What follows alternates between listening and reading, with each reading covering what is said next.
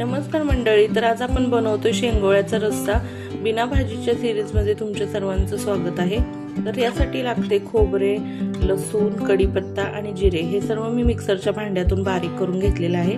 पाणी न घालता बारीक करून घ्यायचे आणि 3 प्रकारचे पीठ लागतात, ज्वारीचं पीठ, गव्हाचं पीठ आणि डाळीचं पीठ। यामध्ये आपण चवीनुसार मीठ घालणार आहे, तिखट घालणार आहे आणि थोडंसं तेल घालून हे पीठ चांगलं चोळून घ्यायचं आणि यामध्ये थोडं पाणी घालून हे पीठ आपल्याला घट्टसर मळून घ्यायचं आहे। हे पहा, अशा पद्धतीने हे पीठ मी मळून घेतलेलं आहे। आता या पिठावरतीच मी थोडासा हाताने ओवा चोळून टाकते। ओवा आणि हळद चिमटभर टाकू शकते, तुम्ही पीठ मळताना देखील टाकू शकता। मी वरूनच टाकते थोडंसं। हळद आणि ओवा छान असा पिठाला मळून घेतला। आता एक प्रकारचा छान असा हा घट्ट डो तयार झालेला आहे। आता यापासून आपल्याला शेंगोळ्या तयार करायला घ्यायच्या आहेत। अशा लांब सुरळ्या करून घ्यायच्या। आता याचे आपण बारीक 2-2 इंचाचे तुकडे करून घेतले। आता याला तुम्ही हवा तसा आकार देऊ शकता।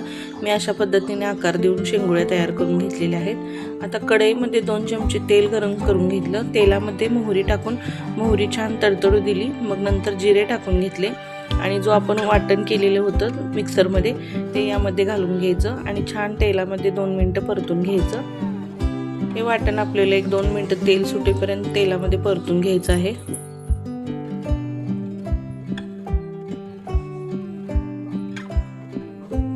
अगदी साधं सोबत लसूण, खोबरं, कढीपत्ता, कोथिंबीर याचं वाटण आहे, त्यामुळे रस्स्याला खूप छान चव लागते। आता यामध्ये आपण घालू कांदा लसूण मसाला, हळद आणि हे सर्व छान तेलामध्ये परतून घेऊया।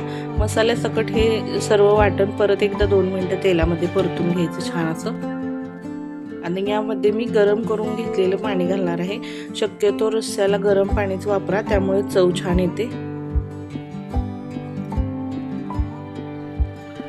आता इथे हे पहा, इतपत पातळ असा मी रस्सा केलेला आहे।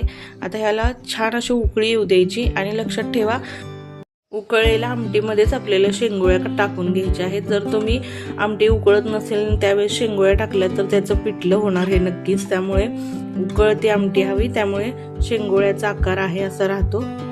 आता ह्याला एक 5 ते 6 मिनिटं आपण छान असं शिजवून घेऊया।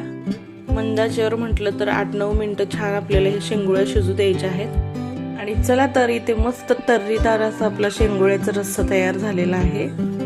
व्हिडिओ आवडला असेल, रेसिपी आवडली असेल तर व्हिडिओला एक लाईक नक्की करा। नवीन असाल तर चॅनलला सबस्क्राईब करायला विसरू नका। तोपर्यंत धन्यवाद।